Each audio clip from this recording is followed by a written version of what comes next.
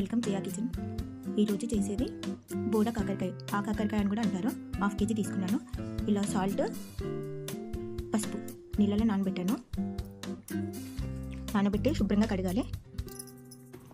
మిర్చి powder, ginger garlic paste చిన్న spoon, 1/2 spoon పసుపు, 1 స్పూన్ ధనియాల పొడి, 5-6 ఎల్లిపాయలు కట్ చేసి పెట్టుకోవాలి.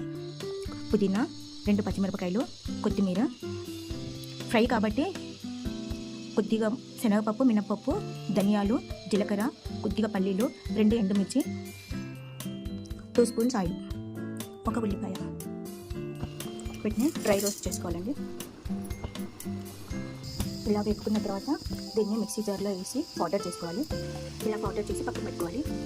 బాండీలో 2 స్పూన్స్ ఆయిల్, ఉల్లిపాయ, పచ్చిమిర్చి,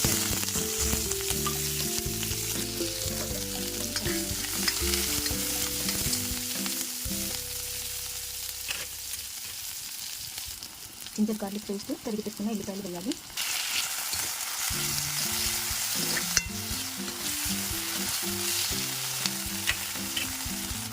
సాల్ట్ కూడా వేయాలి. వేసేయండి. తరిగి పెట్టుకున్న ఉప్పు నీళ్ళలో నానబెట్టిన తరిగి పెట్టుకున్న కాకరకాయలు వేసుకోవాలి. ఇలా మగ్గిన తర్వాత దీంట్లో ఉప్పు, కారం, పసుపు, ధనియాల పొడి. ఉప్పు ఫస్ట్ వేసాము. వేసి మంచిగా మిక్స్ చేయాలి. ఇప్పుడు మనం తయారు చేసి పెట్టుకున్నాం దీంట్లో కొత్తిమీర, పుదీనా